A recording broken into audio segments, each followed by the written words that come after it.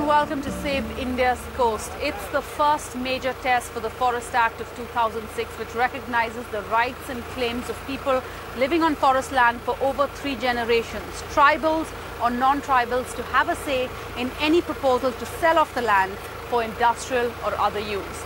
We're talking about POSCO. The South Korean steelmaking giant has been waiting for over 5 years to begin construction of its 52,000 crore rupee steel plant on Orissa's coastline. And this weekend, the Save India's Coast team travelled to Ground Zero to bring you this report.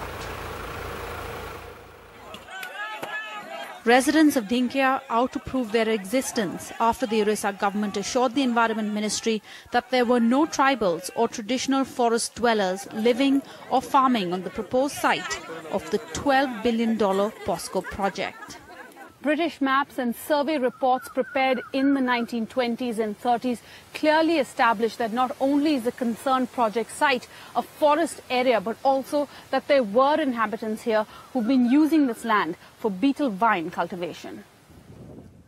In Gobindput village, just as his father and his grandfather did, 35-year-old Fakir Vardhan tends his betel leaves vineyard.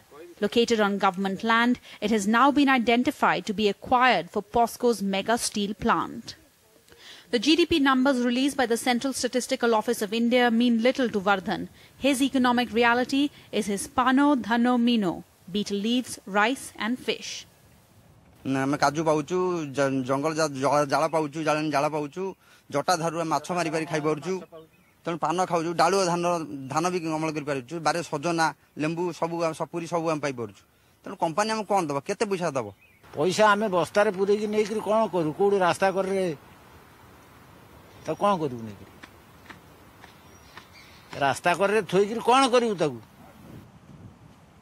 Ironically, while Fakir and Baguli, who have their betel vines to depend on, are opposed to POSCO, those who have nothing to their names differ. In his village, which has yet to get an electrical connection, Narendra, a tribal, dreams of a brighter future. Narendra is educated, with a college degree under his belt, but no job as of yet. The POSCO hela mane jo aap to gharu mane di jon hai nijukti pai gale je dina mojure bhaliya pai gale nijukti to ame seithire chalibu. POSCO Pratirod Sangram Samiti, the local outfit that has been spearheading the 6-year-old agitation against the South Korean project, says that even if an equitable compensation package is worked out, it will not allow an inch of their forest land to be handed over to POSCO. From all point of view, we have been opposing this, and we will go on opposing, and we will try to strive hard also to save this ecology and environment. In matters concerning land acquisition, there are no easy choices and agendas vary. In Paradeep, a meeting has been called by contractors and transporters to convince residents of the benefits of welcoming POSCO. But the meeting ends up being hijacked by the woes of villagers who were displaced by other development projects in the area and are yet to get their rightful compensation.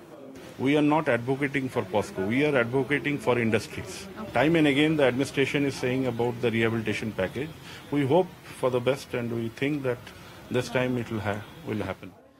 The idea that a country needs steel plants and so the government should sell off large tracts of government land to companies willing to invest in them is a simple enough idea for a central or state government planning document. Yet, when such a sale happens on the ground, myriad complexities come to light. Should forest land have been used for this purpose? Was there any wasteland that could have been used instead? Are people who have no property rights to a piece of land, yet long traditions of using it, entitled to compensation? And how much compensation is enough?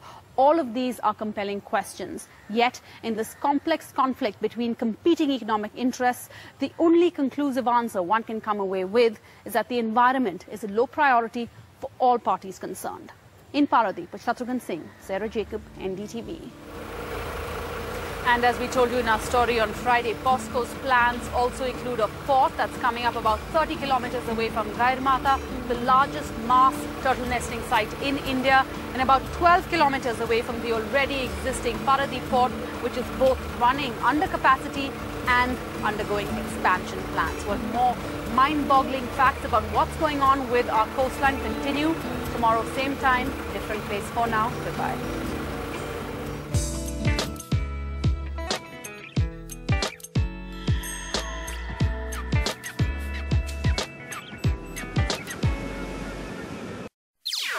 NDTV's cricket app, Android and iPhone, fastest scorecard, special analysis, and much more. Download free. ndtv.com/apps.